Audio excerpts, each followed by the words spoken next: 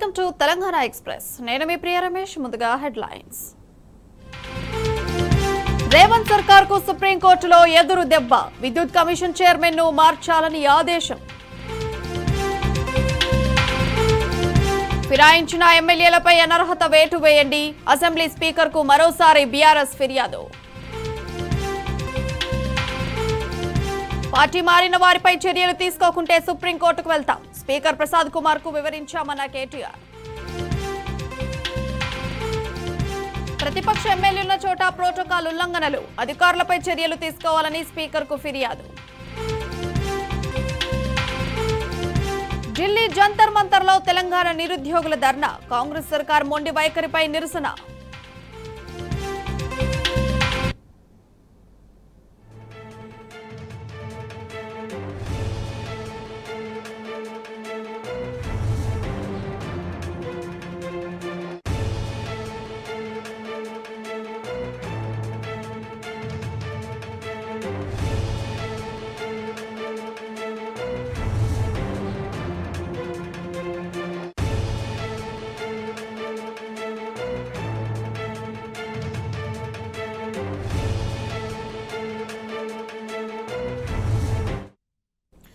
KCR petition పై సుప్రీంకోర్టులో విచారణ కొనసాగుతుంది. విద్యుత్ కమిషన్ ను రద్దు చేయాలంటూ కేసీఆర్ పిటిషన్ దాఖలు చేశారు. అయితే విచారణ సందర్భంగా సీజేఐ చంద్రచూడ్ కీలక వ్యాఖ్యలు చేశారు. జూన్ 11న జస్టిస్ నరసింహారెడ్డి ప్రెస్ మీట్ పెట్టడంపై సీజేఐ అభ్యంతరం వ్యక్తం చేశారు. విచారణ పూర్తి కాకముందే కమిషన్ తన అభిప్రాయం చెప్పిందని సీజేఐ అన్నారు. విచారణ పూర్తి కాకముందే జస్టిస్ నరసింహారెడ్డి ఒక అభిప్రాయానికి వచ్చేశారని సీజేఐ స్పష్టం చేశారు.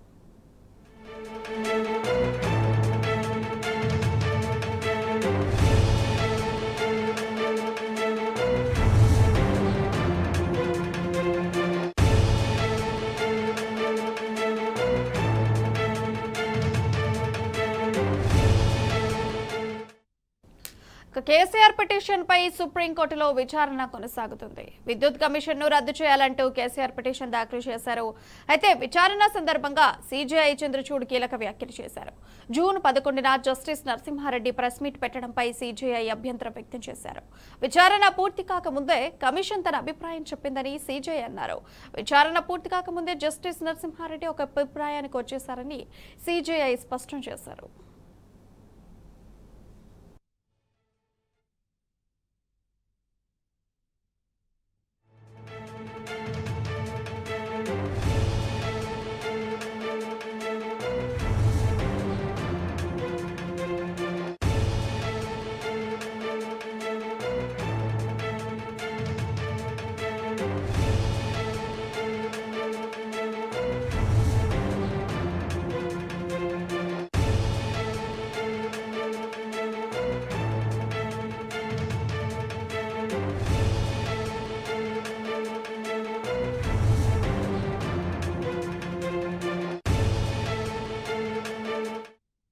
నిరుద్యోగుల సమస్యలు పరిష్కరించాలని డిమాండ్ చేస్తూ ఢిల్లీలోని జంతర్ మంతర్లో తెలంగాణ నిరుద్యోగులు ధర్నాకు దిగారు. నిరుద్యోగి మోతీలాల్ ఆధ్వర్యంలో నిరసన కార్యక్రమాలు చేపట్టారు. ఎన్నికల వేళ కాంగ్రెస్ ఇచ్చిన హామీలు అమలు చేయాలని నిరుద్యోగులు ఆందోళనలు చేస్తుంటే కాంగ్రెస్ ప్రభుత్వం కనీసం స్పందించడం లేదని మోతీలాల్ నిప్పులు చెరిగారు. మేనిఫెస్టోలో పెట్టిన ప్రతి అంశాన్ని నెరవేర్చాల్సిందేనని డిమాండ్ చేశారు. ప్రతిపాలన అని చెప్పి అధికారంలోకి వచ్చిన రేవంత్ సర్కార్ నేడు అరాచక పాలన సాగిస్తోందని ఆవేదన వ్యక్తం చేశారు. తెలంగాణలో నిరుద్యోగుల పట్ల ప్రభుత్వం కర్కశంగా వ్యవహరిస్తున్న నేపథ్యంలో ఢిల్లీకి వచ్చి నిరసన తెలుపుతున్నామన్నారు. నిరుద్యోగులు స్వచ్ఛందంగా ఆందోళనలు చేస్తుంటే ప్రభుత్వం రాజకీయ రంగు పులుముతోందని మండిపడ్డారు. రేవంత్ రెడ్డి నిరుద్యోగులకు క్షమాపణ చెప్పకపోతే మోకాలపై కూర్చోబడతామని మోతీలాల్ హెచ్చరించారు. ఇప్పటికైనా ప్రభుత్వం స్పందించి డిమాండ్లను పరిష్కరించాలన్నారు. ఇక లేకుంటే ఢిల్లీలోని రాహుల్ గాంధీ ఇంటిని ముట్టడిస్తామని వార్నింగ్ ఇచ్చారు.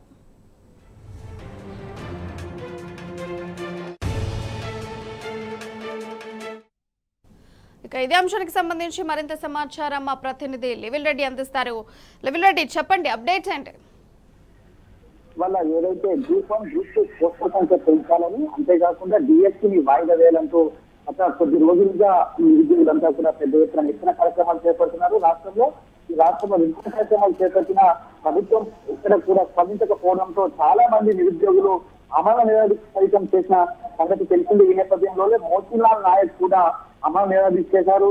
సాగు నోట్లో తలపెట్టి ఆయన బయటపడ్డారు. కొద్ది రోజుల క్రితం నిరసన ఏదైతే అమలు నిరాదీక్ష విరమించారు. ఈ నేపథ్యంలో అయినప్పటికీ కూడా ప్రభుత్వం స్పందించకపోగా ప్రభుత్వం ఏదైతే నిరుద్యోగుల పట్ల వివరిస్తున్న తీరును కూడా ఆయన ఆగ్రహం వ్యక్తం చేశారు.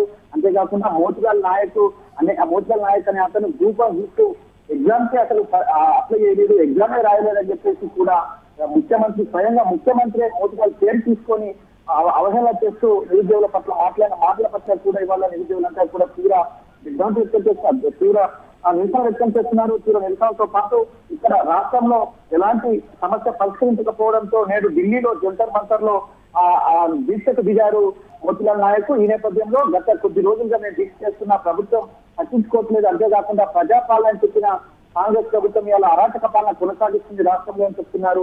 ఇవాళ రాష్ట్రానికి ఆనాడు రాహుల్ గాంధీ ప్రతిపక్ష హోదాలో ఉన్నప్పుడు రాహుల్ గాంధీ వచ్చి మమ్మల్ని మా సమస్యలు అడిగారు, పరిష్కారం చేస్తామని చెప్పారు. కానీ వాళ్ళ రాహుల్ గాంధీ ఇక్కడ ముఖ్యమంత్రి రేవంత్ రెడ్డి ఇక్కడ అని చెప్పేసి కూడా స్వయంగా వాళ్ళ ప్రభుత్వాన్ని డిమాండ్ చేస్తున్నారు. వెంటనే రాహుల్ గాంధీ కూడా దీనిపైన బాధ్యత వహించి మాకు న్యాయం చేయాలని చెప్పేసి డిమాండ్ చేస్తున్నారు. ఇక్కడ రాష్ట్రంలో ఎలాంటి నిర్బంధాలు కొనసాగుతున్న ఈ కారణంలోనే ఢిల్లీకి వచ్చి మేము నిరసన తెలుస్తున్నాం. రాష్ట్రంలో నిర్బంధాలను ఛేదించుకొని మేము ఢిల్లీ వరకు వచ్చాం. ఢిల్లీలో మాత్రం మాకు నిరసన తెలిపేందుకు ఇక్కడ రాష్ట్ర ప్రభుత్వం ఇక్కడ పోలీస్ శాఖ అనుమతించింది. ఖచ్చితంగా ఇక్కడ నిరుద్యోగులంతా ఢిల్లీకి వచ్చి కేంద్రానికి తెలియజేయాలి, ప్రభుత్వానికి కూడా ఇంకా జోక్యం చేసుకునే విధంగా ఇటు రాహుల్ గాంధీకి కాంగ్రెస్ పార్టీ హైకమాండ్ కూడా తెలిసే విధంగా నిరసన చేయాలని చెప్పేసి ఈ సందర్భంగా డిమాండ్ చేస్తున్నారు మోతిలాల్ నాయక్. అంతేకాకుండా ఇక్కడ నిరుద్యోగులకు ఏదైతే కాంగ్రెస్ ప్రభుత్వం మేనిఫెస్టోలో పెట్టిన ప్రతి అంశాన్ని కూడా పరిష్కారం చేసే విధంగా కూడా చర్యలు చూపాలి. ఇప్పటికైనా ఇటు రేవంత్ రెడ్డి ఇటు రాహుల్ గాంధీ బాధ్యత వహించాలి, లేదంటే ఖచ్చితంగా మేము మొక్కల పైన కూర్చుండబెట్టి ముఖ్యమంత్రికి మేము క్షమాపణ కోరతామని చెప్పేసి చెప్తున్నారు. క్షమాపణ ఇప్పటికైనా నిరుద్యోగుల పట్ల మాట్లాడిన అవహేళన మాటల పట్ల క్షమాపణ చెప్పాల్సిందే అని చెప్పేసి డిమాండ్ చేస్తున్నారు. ముఖ్యమంత్రికి రాష్ట్ర ముఖ్యమంత్రి రేవంత్ రెడ్డి ఎంత బాధ్యతలో ఆనాడు ఓట్ల కోసం వచ్చిన రాహుల్ గాంధీ కూడా అంతే బాధ్యతని చెప్పేసి కూడా ఈ సందర్భంగా రాహుల్ గాంధీపై కూడా మండిపడ్డారు. ఇప్పటికైనా రాహుల్ గాంధీ ముఖ్యమంత్రికి సూచన చేయాలి, మా న్యాయమైన డిమాండ్లను పరిష్కారం చేయాలని చెప్పేసి కూడా డిమాండ్ చేస్తున్నారు. ఒకవేళ మా పోరాటం మరింత ఉధృతం చేస్తాం, ఢిల్లీకి నిరుద్యోగ యువత రండి, మనం స్వచ్ఛందంగా మీరు వచ్చి మా నిరసనకు మద్దతు తెలపండి, మన పోరాటాన్ని ఖచ్చితంగా గల్లీలో కాదు ఢిల్లీలో తెలుసుకున్నామని చెప్పేసి కూడా అల్టిమేటం జారీ చేశారు. రానున్న రోజుల్లో ఈ విధంగా మా న్యాయమైన డిమాండ్లను పరిష్కరించకపోతే రాహుల్ గాంధీ ఇంటిని సైతం ముట్టడిస్తామని చెప్పేసి కూడా హెచ్చరిస్తున్నారు. రాహుల్ గాంధీ ఆనాడు వచ్చి ఓట్లాడిగారు, మా పేరు చెప్తున్న ఓట్లాడుతున్నారు, కానీ వాళ్ళ ఎందుకు మాకు న్యాయమైన డిమాండ్లను పరిష్కారం కోసం రాహుల్ గాంధీ రేవంత్ రెడ్డితో మాట్లాడతారని చెప్పేసి ఈ సందర్భంగా ఢిల్లీలో ఉన్న జంతర్ మంతర్ వద్ద ఇంటి తెచ్చిన స్టూడెంట్స్ అంతా కూడా మండిపడుతున్నారు. ఇప్పటికైనా నిరుద్యోగులపై ఏవైతే సమస్యలు వారందరినీ కూడా పరిష్కరించాలి, నాడు గ్రూప్ వన్ గ్రూప్ 2 పోస్టుల సంఖ్య పెంచుతామని చెప్పి హామీ ఇచ్చారు. Right, thank you level Reddy.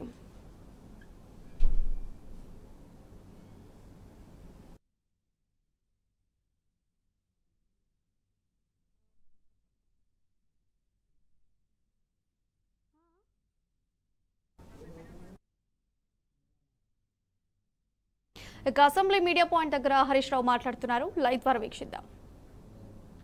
అంటే ఒక రకంగా చెప్పాలంటే మసిపూసి మారేడికాయ చేసినట్టున్నది. రైతును రైతుగా చూడాలి కానీ రేషన్ కార్డు నిబంధన పేరిట, కుటుంబ నిబంధన పేరిట రైతుల సంఖ్యను తగ్గించడానికి రాష్ట్ర ప్రభుత్వం ప్రయత్నం చేసింది. రైతు రుణమాఫీకి ఇన్ని రంధ్రాన్వేషణలు ఎందుకు? ఆ రోజేమో ముఖ్యమంత్రి గారు వెంటనే పోయి రుణాలు తెచ్చుకోండి అని ఆ రోజు రైతులను ఆకర్షించడానికి, ఓట్లు దండుకోవడానికి ముఖ్యమంత్రి గారు ప్రయత్నం చేశారు. కానీ ఈరోజు ఏమంటుండు, రేషన్ కార్డు ఒక కుటుంబానికి రేషన్ కార్డును ఆధారంగా తీసుకుంటాం, ఒక కుటుంబంలో ఒక రైతుకు మాత్రమే రుణమాఫీ చేస్తామంటున్నారు. మరి ఎన్నికల ముందు కూడా రేషన్ కార్డు ఉన్నవాళ్లు మాత్రమే ఉరకండి, వాళ్లకు మాత్రమే రుణమాఫీ చేస్తామని చెప్తే బాగుండేది కదా. ఆ రోజేమో ప్రతి రైతుకు అని మాట్లాడారు. 70 లక్షల మంది రైతులు అనే పదం వాడారు. ఆ వీడియో కూడా ఉంది, ఒకసారి చూస్తాం ఏం మాట్లాడారు.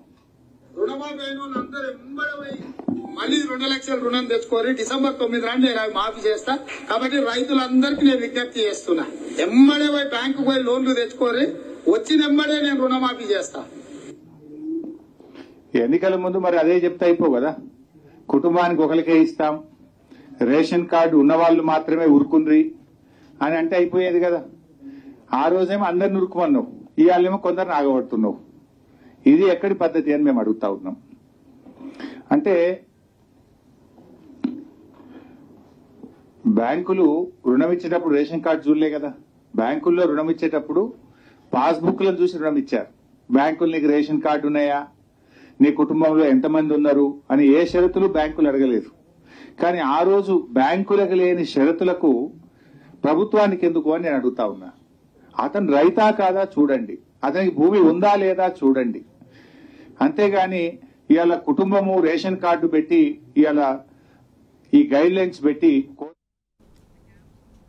రేషన్ కార్డు అదేవిధంగా మన పాస్బుక్ మూడిట్లలో డేటాను ఒకటిగా ఉందా లేదా చూసిన తర్వాతనే ఇస్తారట. అంటే వాళ్ళు ఎక్కడ మ్యాచ్ కాకపోయినా ఆయనకు రాదన్నట్టే కదా. ఇవాళ రాష్ట్రంలో మీరే ప్రజాపాలనలో దరఖాస్తులు తీసుకున్నారు, కొత్త రేషన్ కార్డులు ఇస్తామని దరఖాస్తులు తీసుకున్నారు. లక్షల మంది 7 నెలల కింద దరఖాస్తులు పెట్టినారు. 7 నెలల నుంచి మీ దగ్గర దరఖాస్తులు పెండింగ్ లో ఉన్నాయి. మరి ఆ కార్డులు ఇచ్చుంటే మరికొన్ని లక్షల మంది రైతులు ఇలా అర్హులు అయ్యేవాళ్ళు కదా. 7 నెలల కింద ప్రజాపాలనలో కొత్త రేషన్ కార్డులు ఇస్తామని దరఖాస్తులు తీసుకుంటారు. ఈ రోజు వరకు కార్డులు ఇవ్వకపోతే మరి ఈ రోజు నీకు కార్డు లేదు కనుక నీకు రైతు రుణమాఫీ జరగదు అంటే ఇది రైతుల్ని దగా చేయడం కాదా? రాష్ట్రంలో ఆధార్ కార్డు లేని రైతులు కూడా చాలా మంది ఉన్నారు. కొన్ని లక్షల మందికి ఇప్పటికీ ఆధార్ కార్డులు లేవు. ఆధార్ కార్డు లేదు కనుక నీకు రైతు రుణమాఫీ చెయ్యము అంటే ఇది సబబా అని మేము అడుగుతా ఉన్నాం. అంటే నీకు ఆధార్ కార్డు లేదు, నీకు రుణమాఫీ లేదు, నీకు రేషన్ కార్డు లేదు, నీకు రుణమాఫీ లేదు, నీకు రేషన్ కార్డు ఉంది కానీ తండ్రితో కలిసి ఉన్నావు కనుక నీ తండ్రికే ఇస్తాం, నీకు రుణమాఫీ లేదు. ఇది వడపోతల మీద మీరు ఎక్కువ దృష్టి పెట్టినారు, కోతల మీద మీరు ఎక్కువ దృష్టి పెట్టేటువంటి ప్రయత్నం చేస్తున్నారు. అప్పు ఇవ్వడానికి అవసరం లేని రేషన్ కార్డు అప్పు మాఫీ చేయడానికి మాత్రమే ఏమవసరం? దీన్ని రాష్ట్ర ప్రభుత్వం ఆలోచించి ఇలాంటి షరతులు తక్షణమే ఉపసంహరించుకోవాలి. అతను రైతా కాదా చూడండి. నిజమైన రైతు రుణమాఫీ జరగాలంటే పాస్బుక్ ఆధారంగా రుణమాఫీ చేయండి. ఏ రైతు బ్యాంకులో అప్పు తెచ్చుకున్నా ఈ కుటుంబం అనే షరతులు తొలగించి, రేషన్ కార్డు అనే షరతులు తొలగించి, పాస్బుక్ ఆధారంగా బ్యాంకులో రుణం తెచ్చుకున్న అందరూ రైతులకు రుణమాఫీ చేసినప్పుడే రైతులకు న్యాయం జరుగుతుంది. ఇలాంటి షరతులు ప్రభుత్వం పెట్టడం ఇది తీవ్రంగా అన్యాయం. గతంలో బీఆర్ఎస్ పార్టీ రుణమాఫీ చేసినాడు మేము ఇలాంటి షరతులు పెట్టలేదు. కుటుంబము అనేటువంటి షరతు మేము పెట్టలేదు. రేషన్ కార్డు అనే షరతులు మా ప్రభుత్వం పెట్టలేదు. ఎవరు రుణం తెచ్చుకున్నా కూడా వారికి రైతును రైతుగా చూశాం. బ్యాంకులో అప్పు తెచ్చుకుంటే ఇచ్చిన మాట ప్రకారంగా ₹1,00,000 రుణమాఫీ బీఆర్ఎస్ ప్రభుత్వం చేసింది. రెండవది పీఎం కిసాన్ డేటాను కూడా మేము అమలు చేస్తాం అని చెప్పి ఈ నిబంధనలో చాలా స్పష్టంగా చెప్పారు. 4.13లో ఏమంటారంటే కేంద్ర ప్రభుత్వం అమలు చేసే పీఎం కిసాన్ మినహాయింపులను రాష్ట్ర ప్రభుత్వం వద్ద డేటా లభ్యంగా ఉన్నంత మేరకు మరియు ఆచరణాత్మకంగా అమలు చేయడం వీలైనంత వరకు పరిగణలోకి తీసుకోబడుతుంది. ఇప్పటికే పేపర్ల లీక్లు వచ్చినాయి. మేము కేంద్ర ప్రభుత్వం నుంచి ఇన్కమ్ ట్యాక్స్ కట్టేవాళ్ళు తెప్పించినాం, మేము ఉద్యోగుల డేటా తెప్పించినాం, పీఎం కిసాన్ నిబంధనలు అన్ని కూడా తెప్పించుకున్నాం. అంటే మీరు ఏం చెప్పదలుచుకున్నారు? పీఎం కిసాన్ నిబంధనలను వర్తింపజేసి రాష్ట్రంలో సగానికి సగం రైతులకు రుణమాఫీ లేకుండా ఎగ్గొట్టే ప్రయత్నం. మీకు ఇంకా బాగా అర్థం కావడానికి ఒక చిన్న ఉదాహరణ చెప్తాను. రైతు బంధు కింద మన రాష్ట్రంలో రైతు బంధు పొందిన రైతులు ఎందరు అంటే 68,99,079 మంది రైతులకు రైతు బంధు వచ్చింది. పీఎం కిసాన్ ఎంతమందికి వచ్చింది? 30,36,000 మందికి పీఎం కిసాన్ వచ్చింది. అంటే సగం మంది కూడా రాలేదు. అంటే దాదాపు 69 లక్షల మంది రైతు బంధు వస్తే 30 లక్షల మందికి మాత్రమే పీఎం కిసాన్ వచ్చింది. అంటే 39 లక్షల మంది రైతులు ఎగిరిపోయినట్టే కదా. పీఎం కిసాన్ నిబంధనలు అమలు చేయడం అంటే 39 లక్షల మంది రైతులకు రుణమాఫీకి దూరం చేయడమే. రైతు బంధు అందుకున్నది 69 లక్షలు అయితే పీఎం కిసాన్ అందుకున్నది 30 లక్షలు. పీఎం కిసాన్ నిబంధనలు అమలు చేస్తాము అంటే 39 లక్షల మంది రైతులు రుణమాఫీకి అర్హత కోల్పోతా ఉన్నారు. అదేవిధంగా మీరు డబ్బులో చూడండి. రైతు బంధు కింద ఒక సంవత్సరానికి మనం ఇచ్చే డబ్బు 15,248 కోట్లు. పీఎం కిసాన్ కింద ఇచ్చేటువంటి డబ్బు ఒక సంవత్సరానికి 1,821 కోట్లు. ఎక్కడ 15,248 కోట్లు, ఎక్కడ 1,821 కోట్లు? అంటే దీన్ని బట్టి మెజారిటీ రైతులను ఇవాళ రుణమాఫీకి ప్రభుత్వం దూరం చేయడానికి ఈ నిబంధనలు పెట్టి అన్యాయం చేస్తా ఉంది. ఇవాళ ఎట్లుందంటే పిఎం కిసాన్ నీకు వస్తలేదా అయితే నీకు రుణమాఫీ కాదు, అంతే కదా. పిఎం కిసాన్ నీకు వస్తలేదంటే నీకు రుణమాఫీ కాదన్నట్టు ఈ నిబంధనలు అంత స్పష్టంగా చెప్పిండు. అంటే అటు పిఎం ఇయ్యడు, ఇటు సీఎం కూడా ఇయ్యడు అన్నట్టు. అటు పిఎం ఇయ్యడు, ఇటు సీఎం ఇయ్యడు. అంటే బడేబాయి బాటలో చోటేబాయి నడుస్తుండ్రు, అంతే కదా. బడేబాయి బాటలో ఈ చోటేబాయి నడుస్తున్నట్టు కనబడుతున్నది ఇప్పుడు. అటు పిఎం ఇయ్యడు, ఇటు సీఎం ఇయ్యడు. పిఎం కిసాన్ నిబంధనలు అమలు చేయడం అంటే 60% మంది రైతులను రుణమాఫీకి దూరం చేయడమే. అంటే ఇలా పిఎం కిసాన్ లో ఏముంటది, ఇన్కమ్ ట్యాక్స్ కట్టే వాళ్ళకి ఇయ్యం.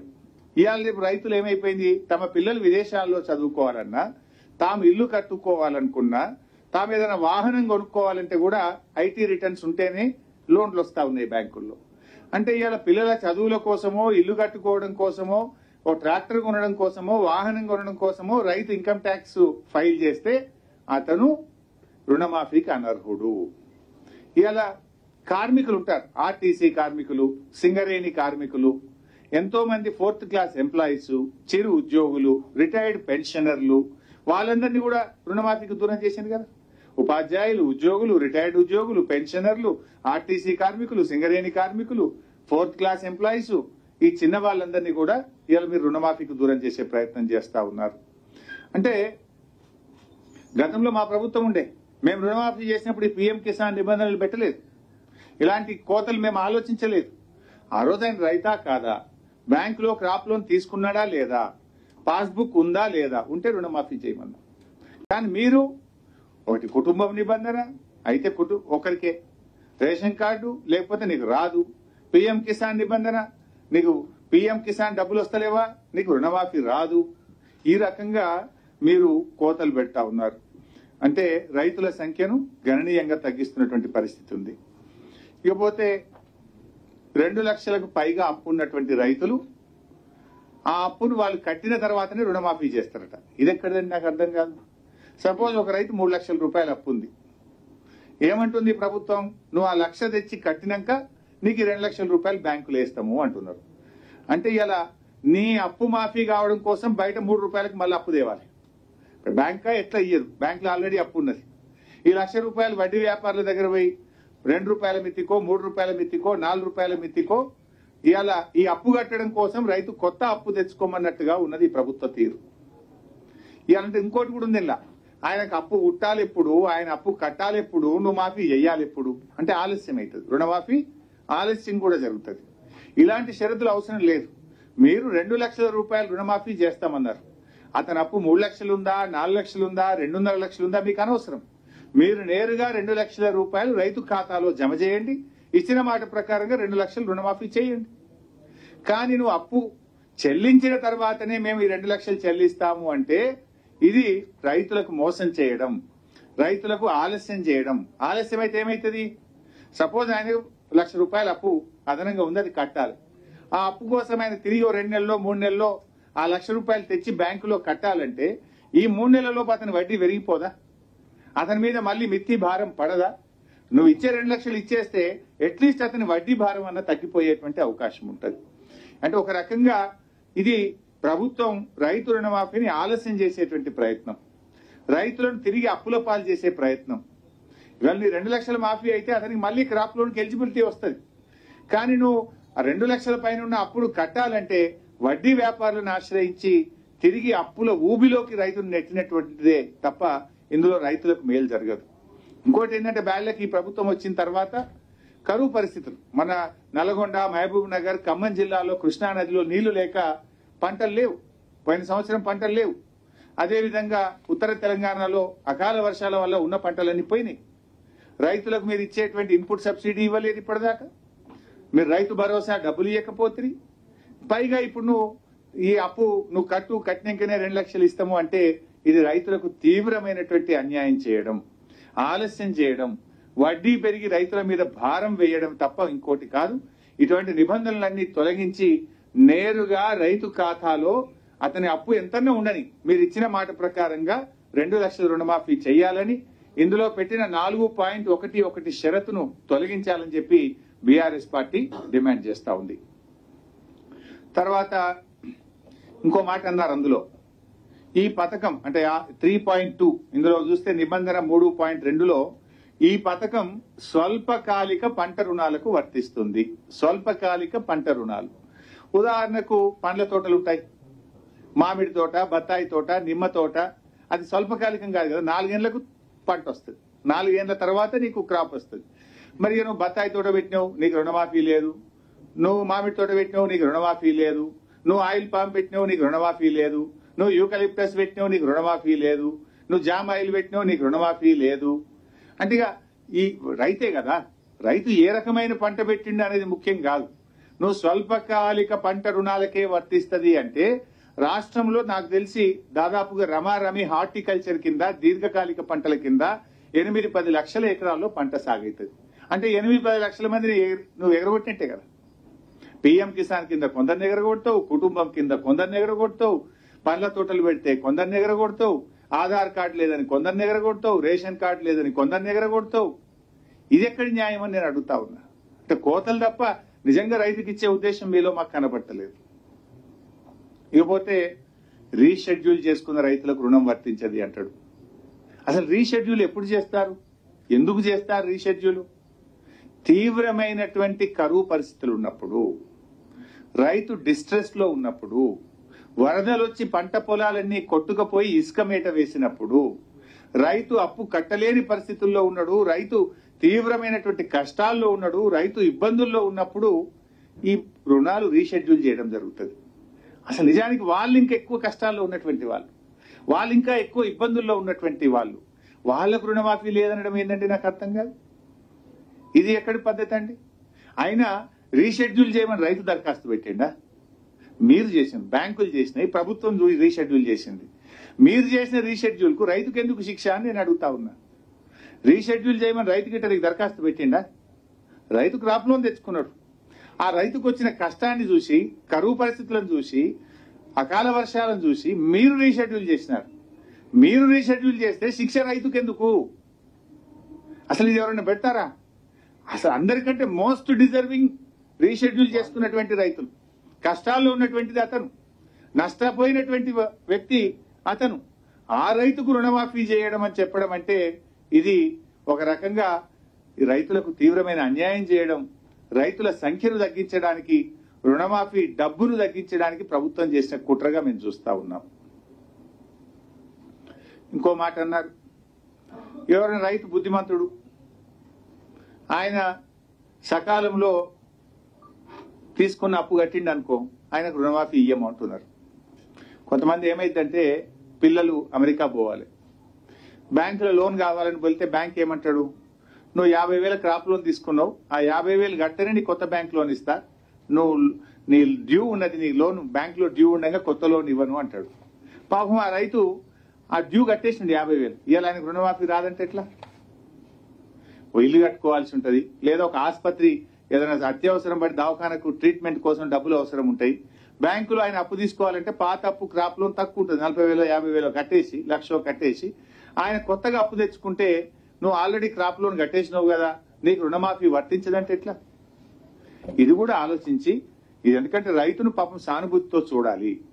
రైతులు ఆయన ఈ పీరియడ్, మీరు అన్న పీరియడ్ లో కట్టి ఉన్నా కూడా క్రాప్ లోన్లు ఇచ్చిన మాట ప్రకారంగా రుణమాఫీ చేయాలని చెప్పి కూడా మేము కోరుతా ఉన్నాం. ఇంకో మాట ఏమన్నారు, జేఎల్జీ, ఎస్హెచ్జి, ఎఫ్పిఓ కౌలుదారులకు రుణమాఫీ వర్తించదు అన్నారు. Joint liability group, self help group, farmer producer organisation, ఇవి నిజానికి వీళ్ళని బాగా ఎంకరేజ్ చేయాలి. ఇందులో ఎవరుంటారు ఎక్కువ? ఇందులో ఉండేటువంటి 4 గ్రూపుల్లో దళిత రైతులు, గిరిజన రైతులు, బలహీన వర్గానికి చెందినటువంటి రైతులు, చిన్న చిన్న కమతాలు ఉన్నటువంటి రైతులు ఇందులో ఉంటారు. వాళ్ళు ఏం చేస్తారు, అందరూ ఒక గ్రూప్ గా ఏర్పడి వాళ్ళు పంట పండిస్తారు. అసైన్ ల్యాండ్స్ ఉంటాయి ఇందులో. దళిత గిరిజన రైతులు, చిన్న కమతాలు ఉన్న రైతులు ఒక సంఘంగా ఏర్పడి, ఒక గ్రూప్ గా ఏర్పడి వాళ్ళు సాగు చేస్తారు. నిజానికి ప్రభుత్వాలే ఎంకరేజ్ చేసినాయి, రాష్ట్ర కేంద్ర ప్రభుత్వాలే మీరు ఎఫ్పిఓలు ఏర్పాటు చేసుకోండి, మీరు జేఎల్జీలు ఏర్పాటు చేసుకోండి అని వ్యవసాయ శాఖ అధికారులు, రాష్ట్ర కేంద్ర ప్రభుత్వాలే వాళ్ళని గ్రూపులుగా ఏర్పడమని మీరు ఉమ్మడి వ్యవసాయం చేయండి అని ప్రభుత్వాలే ప్రోత్సహించినాయి. మీరే ప్రోత్సహిస్తారు. మీ మాట విని గౌరవించి వాళ్ళు జేఎల్జీగా ఎఫ్పిఓగా సాగు చేసినందుకు మీకు రుణమాఫీ వర్తించదంటే ఇది మీ మాట విన్నందుకు శిక్షణ? మీ మాట విన్నందుకు మీరు రైతులకు వేసే శిక్ష అని అడుగుతా ఉన్నాను నేను. అందులో ఉన్నది దళిత వర్గాలు, గిరిజన వర్గాలు, బలహీన వర్గాల రైతుల పట్ల మీకుండే ప్రేమ ఇది సరి అయిందా అని నేను అడుగుతా ఉన్నా. ఈ నిబంధనను తక్షణమే ఉపసంహరించుకొని వారందరికీ కూడా రుణమాఫీ వర్తింపజేయాలని బీఆర్ఎస్ పార్టీ డిమాండ్ చేస్తా ఉంది. Let me complete. అరే, రుణమాఫీ చేయాలి. ఆ డిసెంబర్ 9, 2023 తర్వాత ఉన్న వడ్డీ కూడా రాష్ట్ర ప్రభుత్వమే భరించాలని చెప్పి బీఆర్ఎస్ పార్టీ డిమాండ్ చేస్తుంది. డిసెంబర్ 9, 2023 నాటికి అసలు వడ్డీ కలిపి 2 లక్షలు. ఆ డిసెంబర్ 9 నుంచి ఏ రోజు వరకైతే రుణమాఫీ ఆలస్యం అవుతుందో ఆ రోజు వరకు అయ్యే వడ్డీ కూడా రాష్ట్ర ప్రభుత్వమే భరించాలి. అది మీరు రైతులకు ఇచ్చిన మాట, అది మీరు ప్రభుత్వంగా ఎన్నికల ముందు ప్రజలకు ఇచ్చిన మాట. దాన్ని నిలుపుకోవాలి, మాట మీద నిలబడాలని చెప్పి బీఆర్ఎస్ పార్టీ డిమాండ్ చేస్తుంది. ఇకపోతే రైతుల పట్ల ఇందులో 4.13 ఇలా కొంత బాధ కలిగేది ఏంటంటే రైతులను అవమానపరిచే విధంగా పెట్టారు.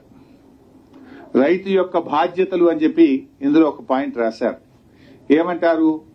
మీరు ఒకవేళ తప్పుడు సమాచారం ఇచ్చినట్టయితే రికవరీ చేయడానికి చట్ట ప్రకారంగా వ్యవసాయ సంచాలకులకు అధికారం ఉంది. అంటే రైతుల్ని బెదిరించే ప్రయత్నం చేస్తున్నారు.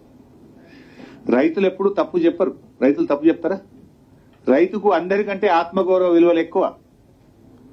భూమిని నమ్ముకుంటాడు తప్ప ఆ రైతు ఎప్పుడు కూడా ఆత్మగౌరవాన్ని తాకట్టు పెట్టుకోడు. రైతుకు మీరు ఇచ్చేదేదో గౌరవంగా ఇవ్వాలి, కానీ రైతును భయపెట్టొద్దు, రైతును అవమానపరచొద్దు. ఇటువంటి పదాలు వాడడం తీవ్రమైన అభ్యంతరకరాన్ని బీఆర్ఎస్ పార్టీ తెలియజేస్తా ఉంది. అంటే మీ అన్ని ఇట్లే ఉన్నాయి. ఇలా ముఖ్యమంత్రి గారి గతంలో ఒకసారి మాట్లాడుతూ ఏమన్నారంటే రేషన్ కార్డును మేము ప్రామాణికంగా తీసుకోవడం లేదు అన్నారు. ఇది ఎన్ని రోజులు, 5 రోజుల క్రితమే ముఖ్యమంత్రి గారి మాట. అది కూడా ఒకసారి మీరు చూడండి, ఎట్లా మాట తప్పుతారో కూడా తెలుస్తుంది. రైతు రుణమాఫీపై కీలక వ్యాఖ్యలు చేశారు సీఎం రేవంత్ రెడ్డి. రుణమాఫీకి సంబంధించి 4 రోజుల్లోనే మార్గదర్శకాలు విడుదల చేస్తామని స్పష్టం చేశారు.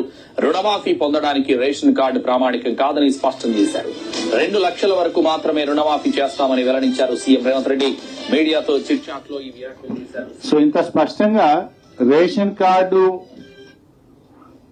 మేము పరిగణలోకి తీసుకోము, రేషన్ కార్డు ప్రామాణికం కాదని 4 రోజుల కింద చెప్పిండు. 4 రోజుల తర్వాత గైడ్ లైన్స్ లో రేషన్ కార్డే ప్రామాణికం అని వచ్చింది. అంటే వీళ్ళన్ని మాటలకు చేతలకు పొంతన లేదు. ఎన్నికల ముందు పరిగెత్తండి అన్నారు. ఆ రోజు రేషన్ కార్డు ఉన్నోళ్లే పరిగెత్తండి అంటే అయిపోవు కదా. అప్పుడే అందరినీ పరిగెత్తమన్నారు. ఇప్పుడు మాత్రం కొందరికే ఇస్తా అంటుంటారు. అదేవిధంగా వడ్ల విషయంలో అంతే చేసింది కదా. ఎన్నికల ముందు ఏం చెప్పారు? వడ్లకు బోనస్ ఇస్తాము అన్నారు. ఎన్ని వడ్లు పండినా ప్రతి రైతుకు ప్రతి క్వింటాల్కు 500 రూపాయలు బోనస్ ఇస్తామన్నారు. ఇప్పుడు ఏమంటుండ్రు? సన్నాలకు మాత్రమే బోనస్ అని సన్నాయి రాగాలు తీస్తున్నారు. ఈ రాష్ట్రంలో పండే సన్నాలు 10%, దొడ్డు రకం 90%. అంటే 90% రైతులకేమో పంగనామాలు పెట్టిండ్రు, 10% రైతులకు మాత్రమే ఇస్తామంటున్నారు. అయితే ఆ 10% కూడా ఏంది? ఆ రైతులు ఇంటి మందం తిండి గింజలు తీసుకుంటారు. ఆ 10% మార్కెట్లో అమ్మరు. చాలా వరకు రైతులు తమ ఇంటి కోసం, తమ ఆహారం కోసం వేసుకునేటువంటిది. అంటే ఒక రకంగా వడ్లకు బోనస్ కూడా ఈ ప్రభుత్వం ఎగబెట్టింది. వడ్లకు బోనస్ విషయంలో రైతులకు దగా, రైతు రుణమాఫీ విషయంలో ఇలా లక్షల మంది రైతులను వివిధ నిబంధనల పేరు మీద ఇలా దగా చేస్తున్నారు, కోతలు పెడుతున్నది ఈ ప్రభుత్వం. ఇలా మనం అప్పుడప్పుడు కొన్ని హైదరాబాద్ లో సిటీలో హ్యాబిట్స్ కు అటు పోతుంటే 1+1 అంటారు. ఒకటి కొంటే ఒకటి ఫ్రీ, 1+2 ఒకటి కొంటే 2 ఫ్రీ అంటారు. అయితే దాంట్లో కింద ఏముంటదంటే చిన్న ఒక స్టార్ పెట్టి కండిషన్స్ అప్లై అని ఉంటది. చూస్తాం కదా, కండిషన్స్ అప్లై అని మాత్రం చిన్నగా ఉంటది ఎక్కడో. అది ఇక రేవంత్ రెడ్డి ప్రభుత్వం తీరు కూడా గట్లే ఉంది. అప్పుడేమో 2 లక్షల మాఫీ, ఉరుకుండ్రి తెచ్చుకోండి అని గొంతు పెద్దగా చేసుకొని చెప్పారు. ఇప్పుడు మాత్రం కండిషన్స్ అప్లై అని మెల్లగా 6 పేజీల నిబంధనలను ఈ రోజు మళ్ళీ కండిషన్స్ అన్ని ముంగట పెడుతున్నారు.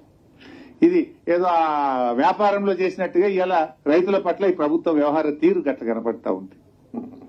అదే బీఆర్ఎస్ ప్రభుత్వం మేము ఆ రోజు రేషన్ కార్డు పెట్టలే, మొదటి విడతలో 35,31,000 మంది రైతులకు 16,144 కోట్లు మాఫీ చేశాం. రెండవ విడతలో 22,98,000 మంది రైతులకు 13,000 కోట్లు మాఫీ చేశాం.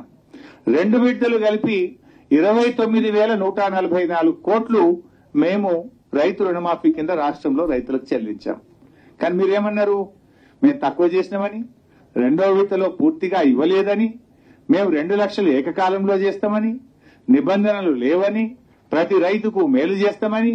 ఇవాళ మీరు పీఎం కిసాన్ నిబంధనలు, రేషన్ కార్డు నిబంధనలు, కుటుంబం యొక్క నిబంధనలు, రీషెడ్యూల్ పేరు మీద నిబంధనలు, ఆధార్ కార్డు పేరు మీద నిబంధనలు, స్వల్పకాలిక పట్టణాల పేరు మీద నిబంధనలు, ఇన్ని నిబంధనలు పెట్టి ఇలా రైతులకు రుణమాఫీ ఎగ్గొట్టే ప్రయత్నం ప్రభుత్వం చేస్తా ఉంది. ప్రజలు గమనిస్తా ఉన్నారు. సో ఇప్పటికైనా నేను ప్రభుత్వాన్ని కోరేది ఒక్కటే, ఈ నిబంధనలు సరళించండి, వీటిని వెంటనే రద్దు చేయండి. మీరు కేవలం రైతుకు పాస్బుక్ ఉందా లేదా, బ్యాంకుల క్రాప్ లోన్ తెచ్చుకున్నా లేదా, పాస్బుక్ ను ఆధారంగా చేసుకొని క్రాప్ లోన్ తెచ్చుకున్న రైతులందరికీ ఇచ్చిన మాట ప్రకారంగా రుణమాఫీ చేయాలని, డిసెంబర్ 9, 2023కు తేదీ తర్వాత అయ్యే వడ్డీని కూడా రాష్ట్ర ప్రభుత్వమే చెల్లించాలని బీఆర్ఎస్ పార్టీ డిమాండ్ చేస్తుంది.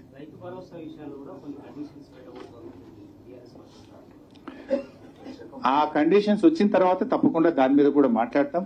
వాళ్ళు ఇప్పుడు రైతు భరోసా ఏం చేస్తారు ఏంది, ఇంకా ఇప్పటికేదో మీటింగ్లు పెడుతున్నామని చెప్పారు. వాటి వచ్చిన తర్వాత అసెంబ్లీలో కూడా దాని మీద చర్చ పెట్టామన్నారు.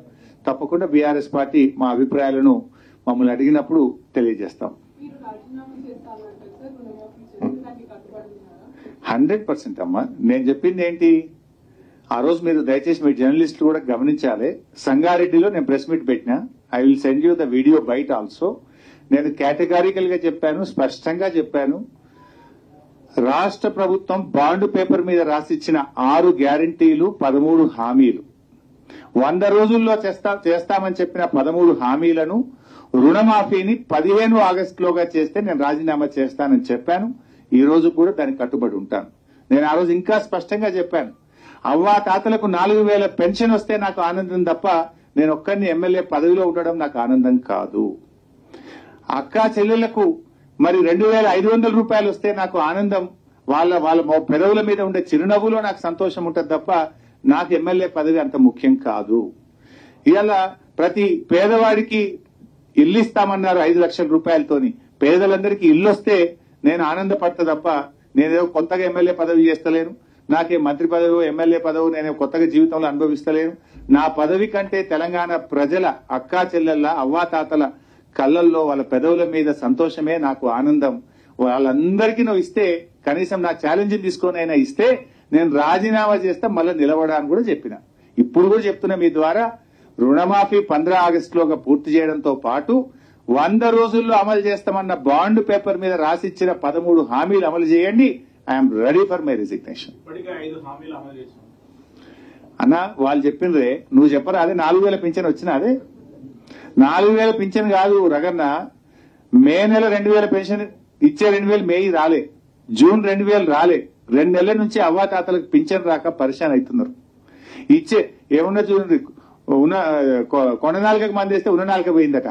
4,000 వస్తుందని పాపం అవ్వాతాతలు ఆనందపడ్డరు, ఎదురు చూసిండ్రు. కానీ దురదృష్టం ఏంటంటే ఇప్పటికీ మే నెల, జూన్ నెల 2,000 పెన్షన్ అవ్వాతాతలకు ఇవ్వలేదు. ఇచ్చే 2,000 కూడా చక్కగా ఇస్తలేరు వీళ్ళు. అడుగుతున్న రగన్న 5 అమలు చేసింది అన్నారు కదా. నేను దయచేసి జర్నలిస్ట్ మిత్రులకు, జర్నలిస్టుల ద్వారా ప్రజలకు కూడా చెప్పదలుచుకున్నా. వాళ్ళు ఇచ్చిన మొదటి హామీ ఏందే?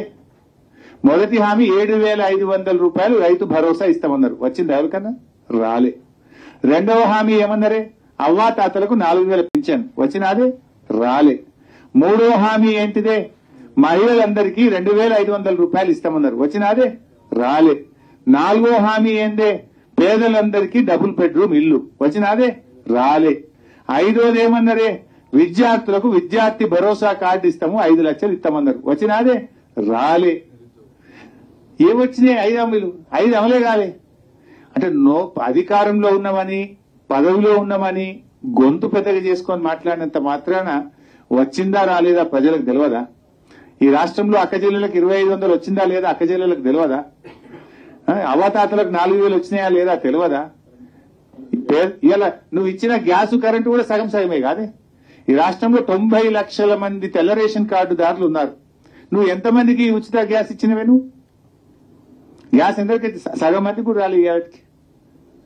అంటే ఇలా మీరు ప్రజలను తప్పుదో పట్టే ప్రయత్నం చేస్తున్నారు. నేను ఇంకా చాలా అంశాలు మాట్లాడాలనుకున్నా కానీ ఇది కొన్ని లక్షల మంది రైతులకు సంబంధించింది కనుక నేను ఇతర అంశాల్లోకి పోవడం లేదు. దయచేసి జర్నలిస్టులను కూడా నేను కోరేది, ఎంతో ఆశతో ఈ ప్రభుత్వానికి రైతులు ఓట్లేసినారు.